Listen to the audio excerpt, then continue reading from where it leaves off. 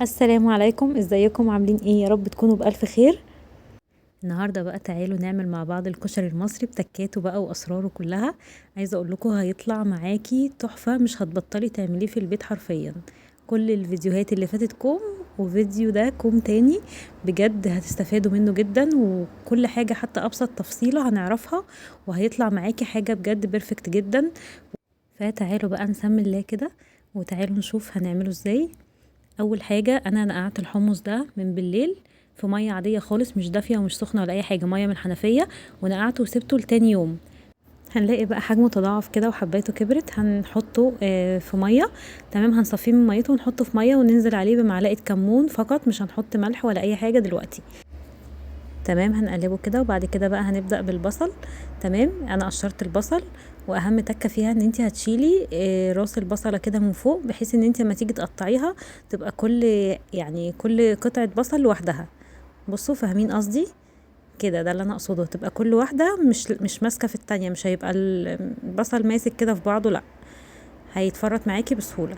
بعد كده رشينا عليه بقى رشه حلوه كده من النشا. عندكيش نشا حطي دقيق عادي، دي هتديها قرمشه حلوه جدا وتخلي ياخد اللون الذهبي، وفي نفس الوقت يبقى مقرمش مش طري. تمام، هنقلبه كده نغلفه كده كويس جدا، ونفككه كده بايدينا واحنا بنقلب، نفككه كده من بعضه.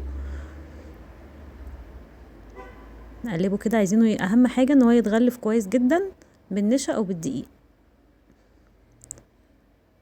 طبعا في طاسه بقى سخنه على النار، هننزل بقى بالبصل كده.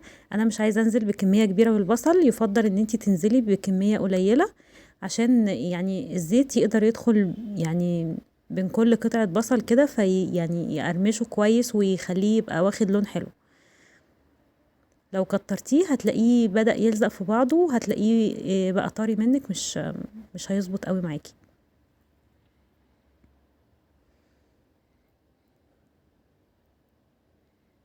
تمام، اهم حاجه تبقى ايدك فيه على طول وتقلبي كده. بصوا هو كده خد معايا لون ذهبي حلو اهو.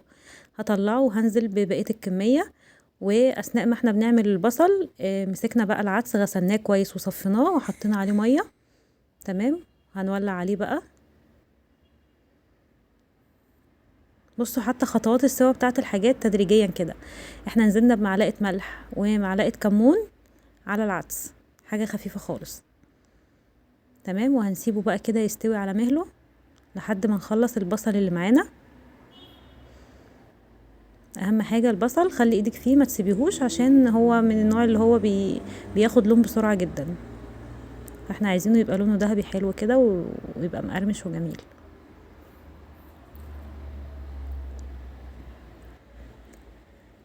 كده بقى نبص بصه بقى على الحمص، خلاص اول ما دخل في السوا وخد كذا غلوه كده، هنحط له بقى الملح بتاعه. ما ينفعش نحط الملح في الاول، الحمص ده يتعمل معامله اللحمه شويه. ما ينفعش تحطي له الملح في الاول. تمام، هنيجي بقى في حله، ناخد جزء بقى من الزيت بقى بتاع البصل، وهننزل فيه باربع فصوص توم كده مفرومين او مبشورين، يعني اي حاجه اللي يعجبك. هنقلبهم بقى كده كويس.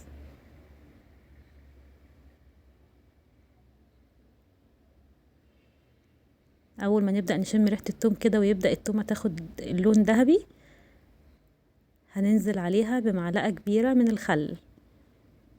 ودي تكه مهمه جدا للصلصه بتاعه الكشري، بجد هتفرق معاكي قوي.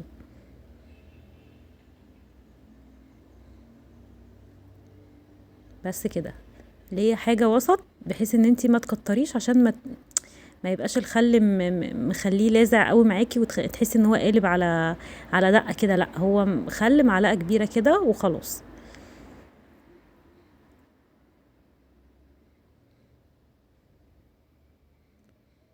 تمام كده، بعد كده بقى هنجهز معانا الصلصه. انا بضربها من غير ميه، فبتبقى هي اصلا مركزه وتقيله شويه. تمام، نصفيها كويس جدا، وننزل بقى بيها على الكلام الحلو ده.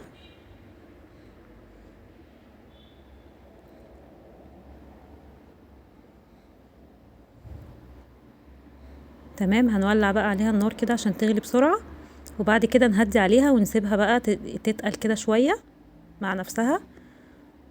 مش هنحط التوابل دلوقتي، يعني هنستنى شوية لحد ما ايه تاخد غلوة كده.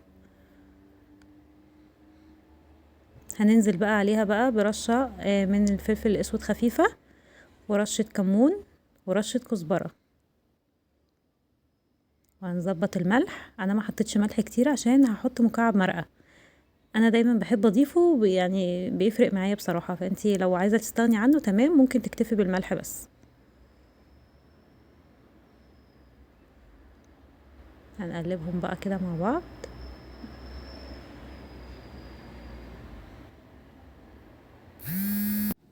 تمام كده، هغطي عليها بقى واسيبها تكمل براحتها. ومعايا بقى مية المكرونة كده غليت، هنزل عليها بالملح. تمام. وبعد كده بقى ايه هنزل عليها بشوية من مية العدس. دي تركة بصوا هتفرق معاكم جدا في طعم المكرونة. تمام. هنزل بقى بالمكرونة الاسباجيتي، انا مقسماها على 3، لان طبعا ده كشري هيتاكل بالمعلقة، فهيبقى صعب ان انتي تعمليه اكبر من كده يعني، ده اقل حاجة. والمكرونة الصغيرة انا استخدمت المرمرية الصغيرة مش اللي هي الكبيرة. تمام. هقلبهم بقى كده.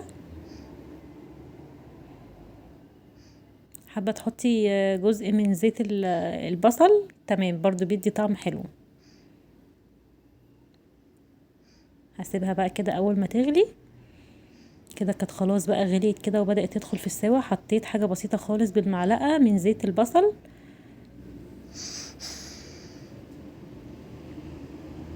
اقلبها كده كويس.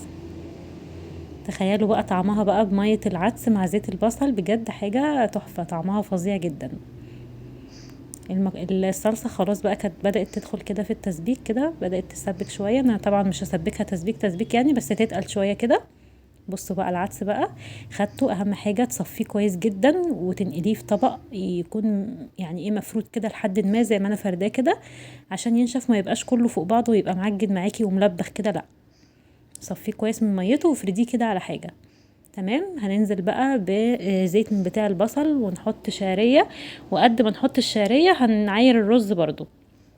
ماشي. هنقلب بقى كده الشعرية كويس كده نديها لون حلو.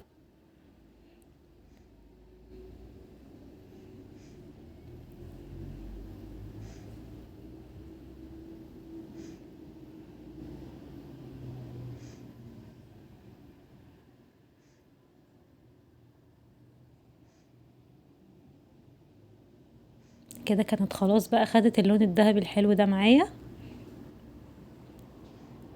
هنزل بقى عليها بنفس كمية الشعرية رز. تمام. حطيتي كوباية ونص شعرية، حطي قصادها كوباية ونص رز. تمام. بقى المقادير دي حاجة يعني التقديرية على حسب ما انت عايزة. هديهم بقى كده تقليبة مع بعض كويس.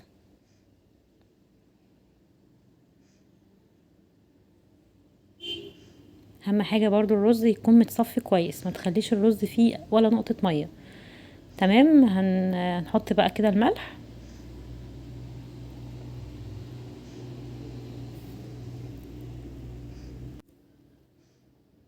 نقلب بقى كده كويس، نشوح كده كله مع بعضه.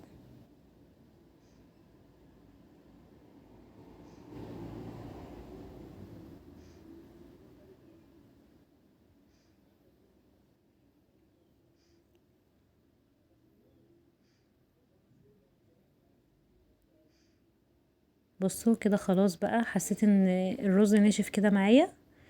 تمام.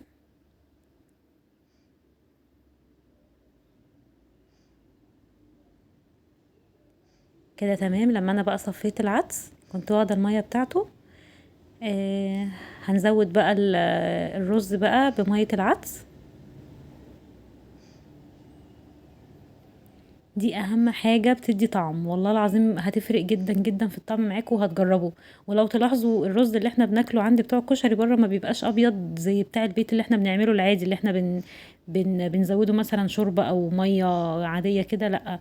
بيبقى مغمق شوية، وده لان يعني بيبقى طعمه اصلا سبحان الله، هو ربنا محلي رزقهم، بيبقى مية العدس مدياله طعم حلو جدا، وهيبقى احلى من بره كمان ان شاء الله. جربوه يعجبكم ان شاء الله. تمام.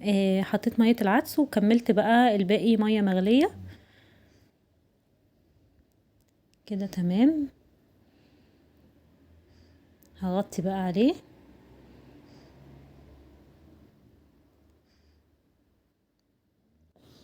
لو محتاجة شوية مية كمان حطلها وغطيها بقى وسيبيها تغلي شوية، واول ما تغلي ويبدأ يتشرب وطي عليه النار. تمام. هنيجي بقى نعمل الدقة، ودي اهم تكة بقى في الحوار كله يعني بجد، يعني مش عايزة اقول لكم على الدقة والشطة بقى حوار تاني. هنجيب 4 أو 5 فصوص من الثوم، هنحط عليهم كوباية من الخل قصادهم كوبايتين من المية، المية ضعف الخل. تمام. هننزل بقى عليهم بالملح وكمون وكزبرة، دي اساس الدقة طبعا. تمام. وهركنهم بقى اسيبهم يغلوا براحتهم بقى على النار، اقلبهم كده كويس.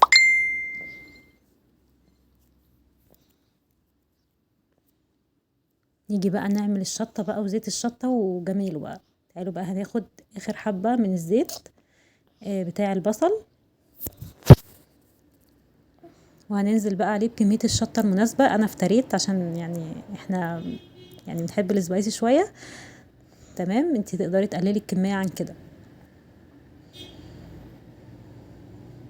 هنديه تشويحة بقى كده لحد ما الشطة تسخن معانا ويبدأ ريحتها تطلع. هنبدأ ناخد عليها كبشة من الصلصة اللي احنا كنا عاملينها.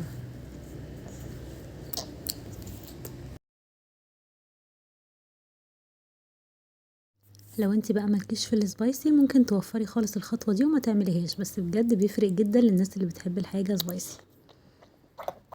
بس بجد كانت ريحتها يعني بجد قلب الدنيا حاجة كده. كل تفصيلة في الكشري بجد هتعجبكم قوي وهتطلع معاكي النتيجة فظيعة ان شاء الله يعني. تمام كده خلاص بقى. هنحط عليها معلقتين كبار من الصلصة.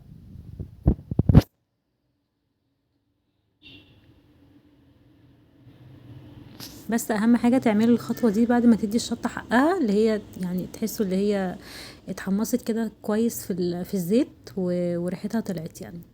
مش اول ما نحط الشطة نحط الصلصة على طول. بصوا بقى، شايفين الجمال؟ شايفين القوام بتاعها حلو ازاي؟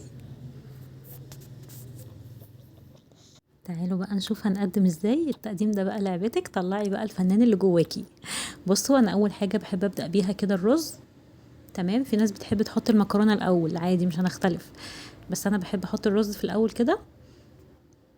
تمام. بصوا بقى الرز طالع مفلفل وحكايه. انا ما وريتهولكوش بس يعني انا نسيت اوريهولكوا.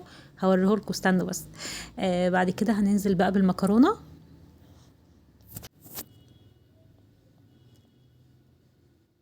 نسويها بقى كده كويس. وبعد كده هننزل بقى بالعدس.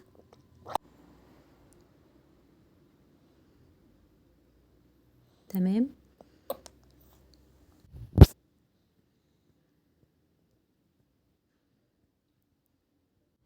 تمام كده بتحطي بقى كميه العدس المناسبه ليكي. وبعد كده بقى هننزل بالتقليه. حطيناها كده بالشكل ده. بصوا شايفين القرمشه؟ دي النتيجه الهايله بقى يعني. بصوا من الاخر. والحمص كمان رصيناه بالشكل ده معانا.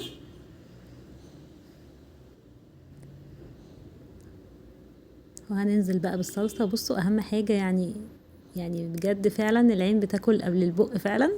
فشكل الطبق بيفتح النفس جدا. بصوا شايفين حاجة كده يعني مش ممكن، والطعم احلى واحلى من الشكل بكتير بقى. ف بجد حلو قوي، جربوه وان شاء الله يعجبكم. النتيجة هتبقى هايلة معاكم وهيظبط معاكم ان شاء الله، مش هتبطلي تعمليه حرفيا من جماله. دي النتيجة بقى اللي الواحد يستاهل يقف في المطبخ يعني وقت عشانها بجد. وفعلا ما غابش خالص معايا.